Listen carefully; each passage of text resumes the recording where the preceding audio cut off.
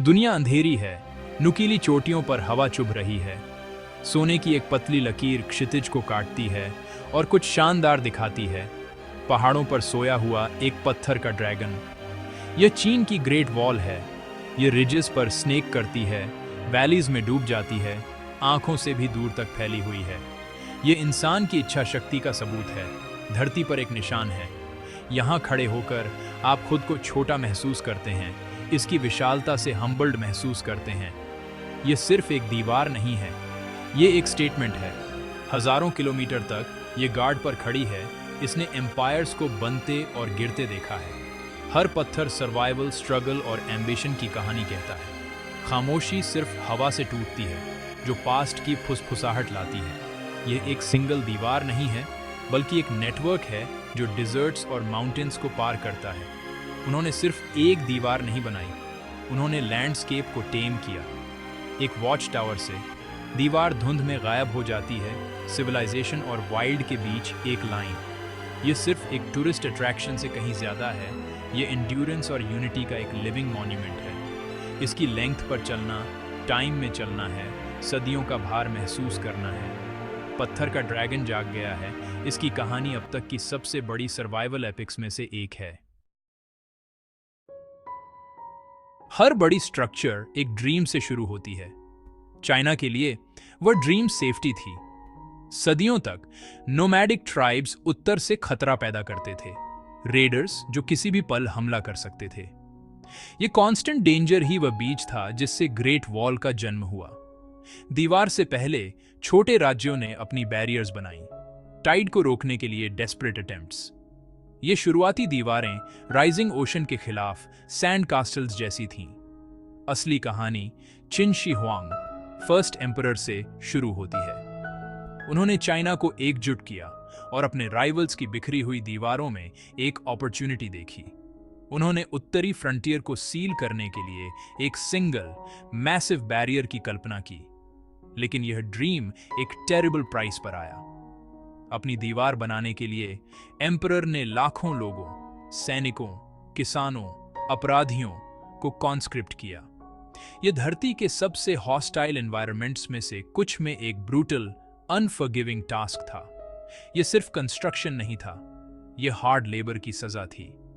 Empire के लिए security का ड्रीम उन लोगों के लिए नाइटमेयर बन गया जिन्हें इसे बनाने के लिए मजबूर किया गया था। दीवार की फाउंडेशन एम्बिशन और अनइमेजिनेबल सैक्रिफाइस के साथ रखी गई थी। यह पत्थर, मिट्टी और लाखों लोगों के दुख से बनी एक विजन थी। चिन शी हुआंग के तहत दीवार एक ऑब्सेशन बन गई। हजारों लाखों लोगों को फ्रंटियर पर मार्च कराया गया। आम लोग, स्किल्ड बिल्डर्स नहीं। उन्हें स्कॉचिंग समर्स, फ्रीजिंग विंटर्स और अपॉलिंग कंडीशंस का सामना करना पड़ा। खाना कम था, बीमारी रैम्पेंट थी और काम बैक ब्रेकिंग था। दीवार को एक ग्रिम निकनेम मिला, धरती पर सबसे बड़ा कब्रिस्तान। कई जो मर गए उन्हें दीवार के अंदर ही दफना दिया गया। लॉजिस्टिक्स एक नाइटमेयर थी। रिमोट लोकेशंस में एक आर्मी ऑफ वर्कर्स को खिलाना और आवास देना। सप्लाईज अक्सर नहीं पहुंच पाती थीं, जिससे स्टार्वेशन और म्यूटिनी होती थी। फोरमैन क्रूर थे, डिसेंट को ब्रूटल पनिशमेंट से निपटाया जाता था। यह फेज रैम्ड अर्थ से बनाया गया था, layer by layer, foot by foot. यह ब्रूट फोर्स और इंडिविजुअल लाइफ के प्रति डिसरिगार्ड का सबूत था। दीवार उठी, एम्बिशन और ह्यूमन कॉस्ट का एक मॉन्यूमेंट। दीवार बनाना नेचर के खिलाफ एक बैटल थी। ये खड़ी पहाड़ों पर चढ़ती है, रिजेस से चिपकी रहती है और डिजर्ट्स को पार करती है। मॉडर्न इक्विपमेंट के बिना वर्कर्स ने मटेरियल्स को ले जाने के लिए रैंप्स, रोप्स और ह्यूमन चेन्स का इस्तेमाल किया। गोबी में उन्होंने एक स्टेबल फाउंडेशन बनाने के लिए रीड्स और सैंड को लेयर्ड किया। मटेरियल्स अलग अलग थे, पहाड़ों से पत्थर, किल्न्स से ईंटें, डेजर्ट में रैम्ड अर्थ। उन्होंने स्ट्रेंथ और वाटर रेजिस्टेंस के लिए मॉर्टर में स्टिकी राइस भी मिलाए। दीवार लैंड के कॉन्टूर्स को फॉलो करती है, कन्वीनियंस के लिए नहीं बल्कि स्ट्रैटेजी के लिए। रिजेस के साथ चलने से डिफेंडर्स को एक क्लियर व्यू और एडवांटेज मिलता था। टेरेन खुद डिफेंस का हिस्सा बन गया। खड़ी चट्टानें और ढलानें दीवार जितनी ही एक बैरियर थीं। यह इंजीनियरिंग और नेचर का एक फ्यूजन था। हर सेक्शन अपने एनवायरनमेंट के अनुकूल था। दीवार रिसोर्सफुलनेस और सर्वाइवल में एक मास्टर क्लास के रूप में खड़ी है। दीवार सिर्फ एक बैरियर नहीं थी, यह एक कम्युनिकेशन नेटवर्क थी। वॉच टावर्स इसकी लेंथ पर बिंदीदार थीं, एम्पायर की आंखें और कान। सेंट्रीज खतरे के लिए क्षितिज को स्कैन करते थे, उनकी विजिलेंस महत्वपूर्ण थी। जब दुश्मन दिखाई देते थे तो सिग्नल्स को तेजी से भेजना पड़ता था, दिन में धुएं से, रात में आग से। मैसेजेस घंटों में सैकड़ों किलोमीटर की यात्रा कर सकते थे। टावर्स मिनी फोर्ट्रेसेस थीं, जिनमें सैनिक और सप्लाईज रहते थे। स्ट्रेटेजिकली प्लेस्ड, उन्होंने डिफेंडर्स को क्रॉस फायर बनाने की अनुमति दी। दीवार पर जीवन ग्रूलिंग था। सैनिकों को आइसोलेशन, हार्श वेदर और कांस्टेंट टेंशन का सामना करना पड़ा। घर से दूर वे डिसिप्लिन और एक दूसरे पर निर्भर थे। दीवार ने डिफेंस जितनी ही एंड्योरेंस की भी परीक्षा ली। यह एम्पायर की उत्तरी फ्रंटियर के लिए एक लाइफलाइन थी। सर्वाइवल, विजिलेंस और यूनिटी पर निर्भर था। दीवार का पर्पस डिफेंस था, उत्तरी इन्वेडर्स के खिलाफ एक पत्थर की ढाल। इसकी ऊंचाई और चौड़ाई ने कैवलरी को रोका, दुश्मनों को फोर्टिफाइड गेट्स की ओर धकेला। लेकिन दीवार कभी भी पूरी तरह से इम्पेनेट्रेबल नहीं थी। इसकी सबसे बड़ी कमजोरी पत्थर नहीं थी, बल्कि वे लोग थे जो इसकी रखवाली करते थे।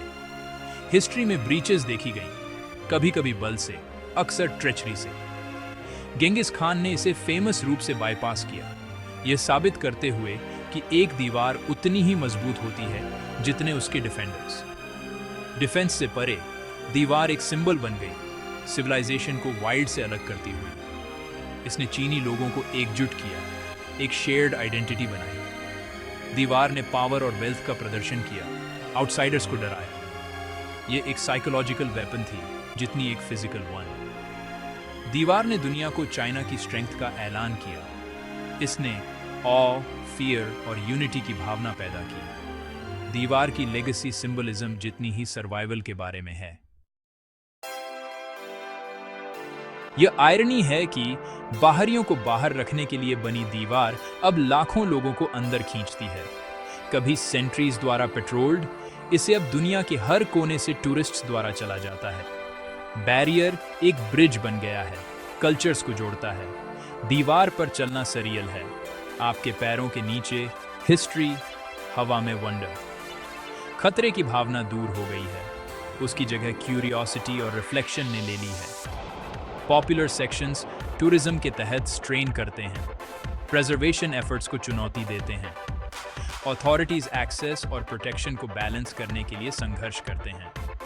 दीवार अपने ओरिजिनल पर्पस और इसे बनाने वाले लोगों पर रिफ्लेक्शन को इनवाइट करती है। यह हमें बॉर्डर्स, कॉन्फ्लिक्ट और कनेक्शन पर विचार करने के लिए मजबूर करती है। आज दीवार उतना ही एकजुट करती है जितना उसने कभी अलग किया था।